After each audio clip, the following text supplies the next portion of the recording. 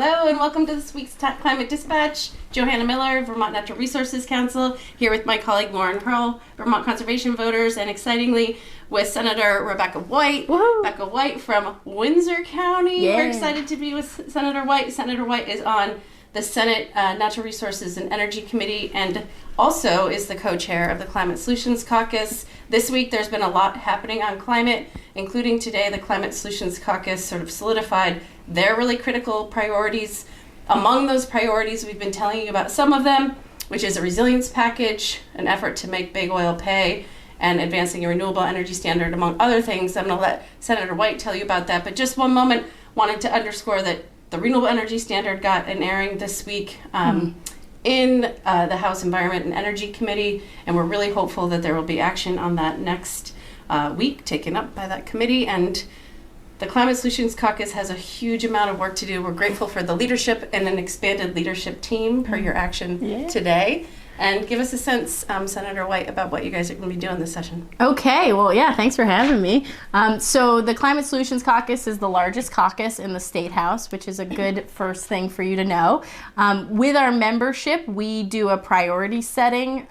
We attempt to set priorities, and this year we created a document. Woo! So we're getting better at this as the Climate Solutions Caucus. So Joey already told you a bit about some of the big priorities we have around the Renewable Energy Standard, climate resiliency post-flooding, and we created this document as a way to give a tool to our members so that they can articulate to their constituents what are the things that by being a member of the Climate Solutions Caucus are they also going to be supporting. We've already got Make Big Oil Pay, which we reword to hold fossil fuel companies accountable, and then we've got at the end of the document, we have a couple of not smaller priorities, but I would say not large omnibus bills that are moving. So we actually added like public health to the conversation, and we had a really robust discussion today in caucus about the way that climate change is impacting folks from a mental and physical health perspective. We also have, I would say, our lead slate of legislation being around improving community resilience. So if you are tracking S213, which is in my committee right now in natural resources, that is a flood recovery, river corridor, wetlands, dam safety. It's a big bill, but the idea for the themes of the priority document is that you've got that theme of climate resiliency, but underneath it are all the different ways that we're going to filter up to actually accomplish those goals. I would say this year the main role of the Climate Solutions Caucus is kind of capturing all the different climate resiliency bills and other topics and putting it out as a slate that we can move as a package.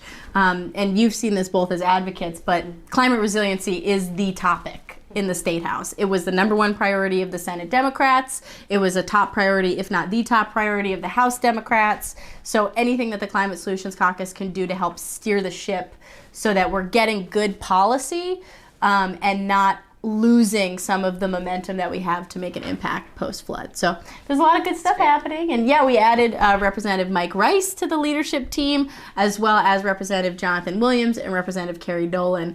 And we had Jonathan and Carrie are really new to the Climate Solutions Caucus leadership, although Mike, we've had him for a year. We forgot to vote him in last time. So, yeah, exactly. But we wanted to specifically have Representative Dolan and Representative Williams join the leadership team because they both have very detailed knowledge on either lived experience of the flood with Jonathan and being in Barrie, and with Representative Dolan being such a detail-oriented river corridor expert.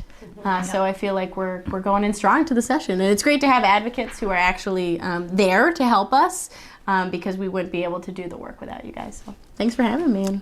Well, thanks for all that work. Obviously, so many big, important issues this year. And like you said, really high profile. And I think even conversations that might feel a little farther afield, like housing, there's a big conversation about, we have to be doing housing in ways that are smart growth, that are climate friendly and responsive and not putting it in flood prone areas and stuff. So a lot of intersection with all these issues. And I think the Climate Solutions Caucus plays a really critical role in keeping that lens in, every committee across the State House. So thanks for your leadership on that. It's great to be with you. We always end these with a call to action this week, knowing that the Renewable Energy Standard is hopefully being voted out relatively soon from the House Environment and Energy Committee. It's a great time, if you haven't yet, take a moment to contact your state representative or representatives and let them know that you want to move a modernized renewable energy standard so we can have the cleanest grid possible as we electrify most things.